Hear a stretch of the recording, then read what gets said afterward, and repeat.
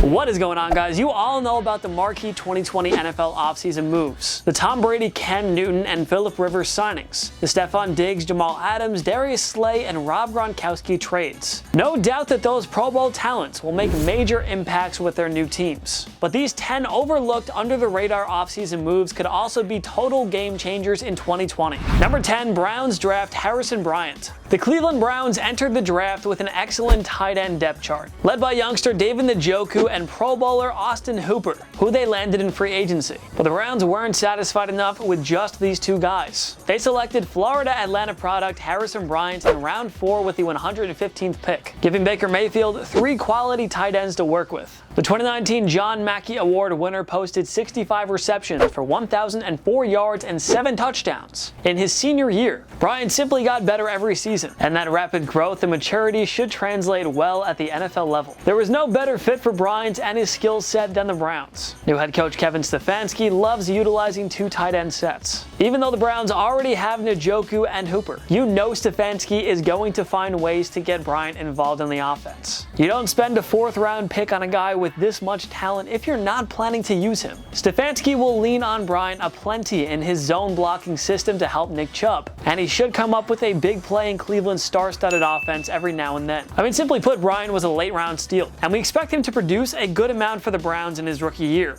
Number 9, Lions signed Desmond Trufant. Matt Patricia comes from a defensive background, but my God, did he ever fail to get much of anything going with the group in 2019. The Lions finished 26th in scoring, 31st in yards allowed, and dead last against the pass. GM Bob Quinn quickly went to work in rebuilding the unit. He traded Pro Bowl Darius Slay to the Philadelphia Eagles before drafting future star Jeffrey Okudah with the number 3 pick. The Lions also added former Patriots Duron Harmon, Danny Shelton, and Jamie Collins to hopefully fix this offense. But after Okudah, we actually think that free agent signing Desmond Trufant stands to be the Lions' most impactful offseason acquisition. The Atlanta Falcons released Trufant early in the 2020 offseason. He quickly signed a 2-year, $21 million deal with the Lions. Throw in Okudah and Detroit suddenly has a top-tier cornerback duo, at least on paper. Trufant was limited to 9 games in 2019, and he wasn't his usual dominant self in 2018. That said, he's still an above-average corner, and maybe a change of scenery is all Trufant needed. I mean, that Atlanta defense has been downright awful, period, under Dan Quinn.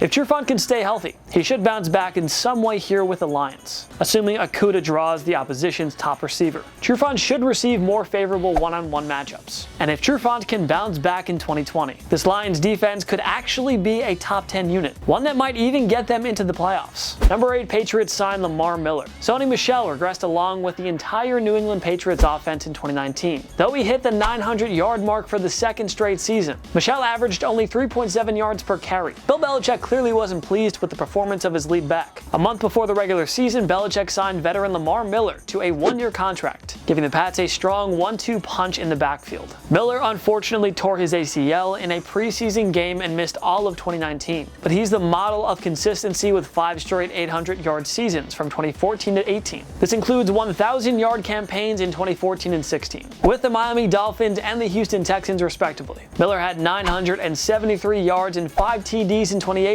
behind a woeful Houston O-line. Now he joins one of the NFL's better run-blocking units. And as a bonus for Belichick, he can contribute in the passing game, which should take some pressure off of Julian Edelman and James White. The Pats offense looks much better with Cam Newton around. They'll certainly look to run it a lot in 2019, with Newton, Michel, Miller, and 2019 draft pick Damian Harris. With a loaded ground attack like that, this New England offense could really take off in year 1 of the post-Brady era. Hopefully not. Number 7, Broncos draft KJ Hamler. The Denver Broncos drafted can't-miss Alabama prospect Jerry Jeudy with the number 16 selection. He has future superstar written all over him, and Jerry Jeudy should form an explosive 1-2 duo with Courtland Sutton, who broke out in 2019 with 72 catches for 1,112 yards and 6 touchdowns. Everyone knows that Jeudy will grow into a big-time playmaker. That much is obvious, but Elway also hit a home run in round 2 when he took Penn State wideout KJ Hamler with the number 46 selection. Hamler's stats weren't off the charts in college compared to the likes of Jeudy, Henry Ruggs, and CeeDee Lamb, but he displays lightning-quick speed and strong route-running abilities. This will make him scary good working from the slot. While defenses mainly focus on stopping Jeudy and Sutton, Hamler will draw many favorable one-on-one matches. Other teams won't be able to place their top corners on Hamler, who will help Drew Lock move the chains consistently on 3rd downs. Having 2 playmaking wideouts is great. Having a third takes the offense to a whole new level. Just look at the 2013 2013 Denver Broncos, who added Wes Welker to complement Demaryius Thomas and Eric Decker. Next thing you know, Peyton Manning wins the MVP award, and the Broncos set a single-season record with 606 points scored. We loved everything about the Judy pick, but adding Hamler? Now that's what will take the lock-led offense from good to great. And great is what gets you into the playoffs. Number 6, Colts sign Xavier Rhodes. Even though he somehow earned a third career Pro Bowl selection in 2019, Rhodes was a huge liability in the Minnesota Vikings secondary. The 2017 All-Pro garnered a woeful 46.4 grade from Pro Football Focus, and according to Pro Football Reference, Rhodes allowed an 81.5 completion percentage on passes thrown in his direction. He allowed 4 touchdowns in coverage too. So it was an easy call for the Vikings to release Rhodes, who signed a 1-year deal with the Indianapolis Colts in free agency. Rhodes' track record suggests that he can only bounce back after an uncharacteristically bad season in a mini defense that has regressed rather quickly. Rhodes explained that he finds the zone-heavy defensive system led by defensive coordinator Matt Eberflus to be much easier. Rhodes and sophomore Rocky Sin will be asked to anchor the Colts secondary, and if the former can bounce back and solidify the pass defense, these Colts will have enough balance on both sides of the ball to put them in Super Bowl contention. Number 5, Falcons trade for Hayden Hurst. The Baltimore Ravens drafted Hayden Hurst 25th overall in 2018, but he never really got it going with Lamar Jackson. In 2 seasons with the Ravens, Hurst recorded just 43 receptions for 512 yards and 3 touchdowns. Mark Andrews emerged as the top tight end in Baltimore, making Hurst expendable, so he was traded to the Atlanta Falcons, along with a 4th rounder for 2nd and 5th round draft choices during the 2020 offseason. Atlanta lost Austin Hooper to the Browns in free agency, so the Hurst trade was truly a stroke of genius by GM Thomas Dimitroff. Matt Ryan loves his tight ends, and now he'll have a former 1st rounder to work with. We have no doubt that Hurst will fare much better in Atlanta's pass-happy offense, led by Matty Ice, Julio Jones, and Calvin Ridley. Hurst may not match Hooper's production in year 1, but he'll be a big-time weapon in the red zone. With Hurst now in the fold, the Falcons' offense shouldn't miss much of a beat in 2020. Number 4, Broncos acquire A.J. Bouye from Jaguars. Another entry for the Broncos. Yeah, Elway had himself an offseason. After another losing season, the Jacksonville Jaguars decided to begin a scorched earth rebuild. They released Marcel Darius and traded away Calais Campbell, Nick Foles, and A.J. Bouye. The latter was traded to the Denver Broncos in exchange for a 4th round draft pick. The move took place just 3 years after the Jaguars signed Bouye to a massive 5-year deal worth $67.5 million. Bouye and All-Pro Jalen Ramsey formed one of the best cornerback duos in football in the 2017 and 18 seasons, but the latter was sent to the Los Angeles Rams ahead of the 2019 trade deadline. With the rebuild underway, it simply made sense for the Jaguars to get out of Bouye's contract and clear valuable cap room. Well, as they say, one man's trash is another man's treasure. While the Jaguars were happy to clear Bouye's deal, the Broncos added a quality playmaking weapon to bolster an already stout secondary, having moved on from All-Pro corner Chris Harris Jr., who signed with the Los Angeles Chargers in free agency. Adding a reliable corner was a must, and Elway found one at a bargain price. Bouye will complement the dynamic safety duo of Kareem Jackson and 2019 breakout star Justin Simmons. The pass rush will be as dangerous as ever, with Von Miller and a returning Bradley Chubb. The Broncos had the 10th best scoring defense, and they ranked 11th against the pass. With Bouye and a healthy Chubb now, this could easily be a top 5 unit in 2020. Number 3, Chargers signed Chris Harris Jr. The rich got richer. The Los Angeles Chargers already have a star-studded secondary led by All-Pros in safety Derwin James and corners Desmond King and Casey Hayward. They decided to strengthen it even more by signing former Broncos All-Pro Chris Harris Jr. to a 2-year deal worth $17 million.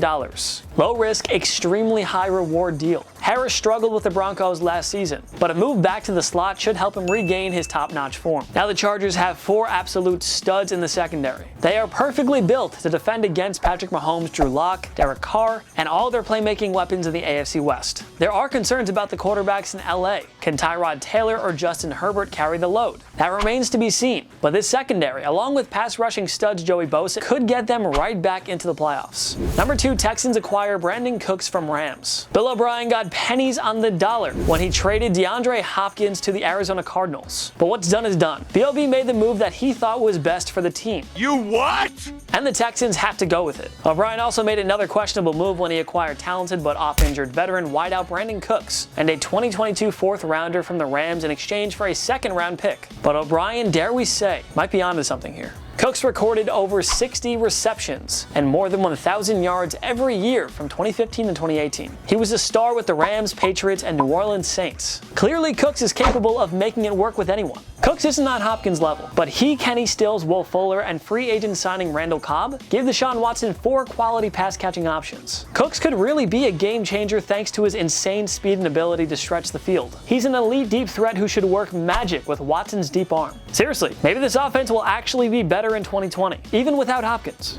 Number 1, Raiders signed Marcus Mariota. Mariota lost his starting job for good to Ryan Tannehill in the midst of the 2019 season. Maybe it's Mariota's time to be on the other side of a QB switch. John Gruden obviously loves Mariota. The Las Vegas Raiders signed him to a 2-year deal worth $17.6 million in free agency, meaning Derek Carr is officially on thin ice. He has to take his game to another level in 2020 or lose his job to Mariota. Carr's stats have always been solid, but a 39-55 record and 5 losing seasons in 6 years is not going to cut it in the NFL. It could just take 1 or 2 bad games for Carr before Gruden makes the switch, and Mariota would be in tremendous position to succeed with an impressive set of playmakers in Henry Ruggs, Darren Waller, Josh Jacobs, and Tyrell Williams. If Mariota replaces Carr, we have no doubt that he'll finally grow into a Pro Bowl-like quarterback. I mean, you can still doubt it, but you get what I'm saying. The Tennessee Titans didn't do a good job of building around Mariota's skill set, but he could easily make it work with this Raiders squad. Don't be that surprised if Mariota becomes the new starter in Vegas, and we wouldn't be shocked if he succeeded in his new role and took them to the postseason. What other under-the-radar offseason moves could be game changers in 2020? Join me in the comment section below. Make sure to follow myself and TPS on social media. We post great content all the time. YouTube, Instagram, Twitter, TikTok, we're on everything. Go find us, go subscribe. I make great YouTube videos. You should go subscribe. They're really funny, they're really clever. If you like this video, give it a like. It takes 1 click down below, and of course, subscribe to TPS. We post videos every single day. Every day is a new video. Of course, thank you so much for watching. I'm Jason Biondo. I'll see you next time.